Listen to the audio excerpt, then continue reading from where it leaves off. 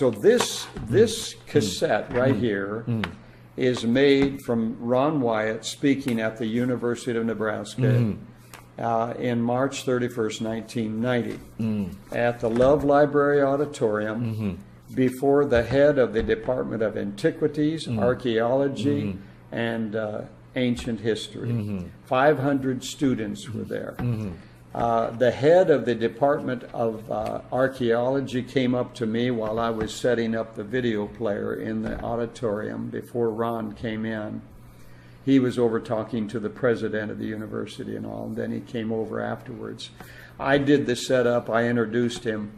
While I was doing the setup, I was about done, the head of the Department of Archaeology came up to me, professor, and he said, are you Henry Gruver? And I said, yes. So he says, you're the one responsible for getting him here, right? And I said, yes, I'm the contact. And well, he said, you're meeting him. I like you. I believe you. You're a good man. Hang on. Watch what's going to go on today. Ron gave his presentation, showed the video, and then he said, listen, let's put a microphone here in the center aisle, and so that everyone can hear the question. And let's go to questions and answers. He says, now let's be polite, all right? And I don't know if this is on this tape, but I'm just giving you what came up to it. And this professor gets up there, and I thought, oh boy, here goes.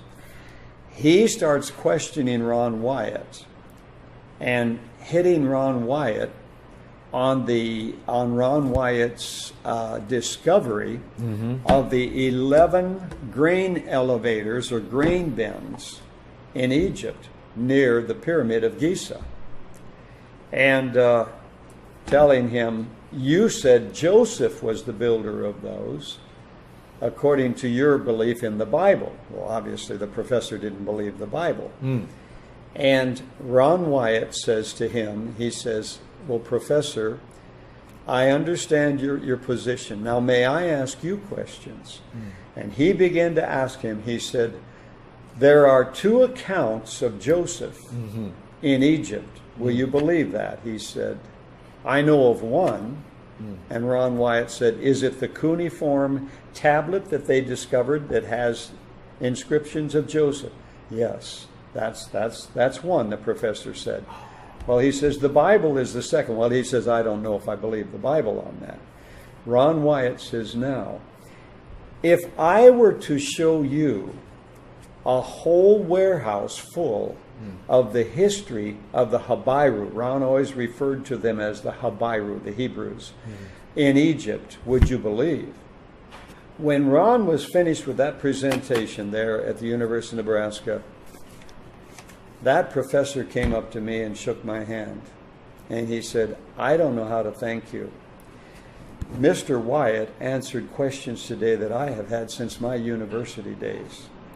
And he said, the only question I had now for Mr. Wyatt, and I just talked to him, is when can we go to Egypt and see this warehouse full of the history of from Moses all the way through Joseph to the Hebrews in Egypt? And you see, when Ron discovered by scanning that sand, he found 11 massive grain bins. And when the next Pharaoh came along, because we know the Pharaoh died in the Red Sea crossing, when the next Pharaoh came along, he ordered the land of Egypt scoured, cleansed of the history of the Hebrews in Egypt.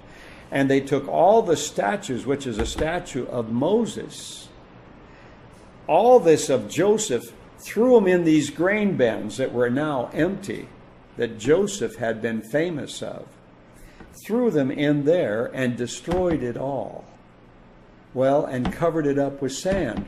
Ron comes along and they find all of these statues and the whole history of the Hebrews in Egypt in these grain bins. And they've got a warehouse full of them. Full of these statues that would prove the Hebrews in Egypt. They're Muslims. They don't want this out because it proves the book of Genesis and it proves the Bible of the Christians, and they are not Christians. So Ron was able to film in the department, and I was with him, of antiquities, pictures of Joseph and Moses, of statues they put in their museum, calling them someone else. But then showing the pyramid that Joseph built, the one that's in there, the carving that's in there, is Joseph. Down under the ground at that pyramid that they found, Ron found under sand, they cleared it out, is a giant room. And I went in there. I'm an eyewitness of it. Ron and the head of Antiquities of Egypt, they really loved Ron Wyatt at that time because of the things he discovered. I went in that room. Now, you make your own judgment. Painted on the walls in that room that's just discovered in Ron Wyatt's life, been covered up since the days of Joseph and Moses and all that, since Joseph. Here are the stargazers, the magicians in front of the Pharaoh. He's pointing like, get out of here. You can't interpret my dream. Here comes a man on the paintings of the wall, brought from prison up, out of his prison clothes, put into magician's clothes, standing before the Pharaoh, and he's pointing 7 times. 7 times over. There's going to be a famine at the end of this. So he's pointing, growing grain and putting it in these grain bins and storing it. And then the people are getting thin and the famine is on, and they're bringing the corn and grain up out of these grain bins. It's all in paintings in that room. And I asked, could I videotape that? Oh, no pictures? No, nothing. They wouldn't let me tape anything. Oh. And they wouldn't let Ron cover anything. It's under the ground there. It's there, and they've sealed it up. They don't want that shown. But it's the whole biblical story of Joseph under the sand there. Which pyramid? By the pyramid of Giza. Is it open to The the one public? out there that Ron says, not the Great Pyramid, the pyramid of the other pyramid By the Isa. out by By Giza. Giza. You have to go to a different place to that one. Is it And open to the public? the pyramid of Giza is, you can go visit it. And But the one if for you pay the Joseph. guide enough, Oh. I'll bet you he would get you down there. Now Ron, we were with the head of the Department of Antiquities, and he took us down there, and he said, this is not normally shown, but we want to show you. I was with him, and Ron wanted me to see it.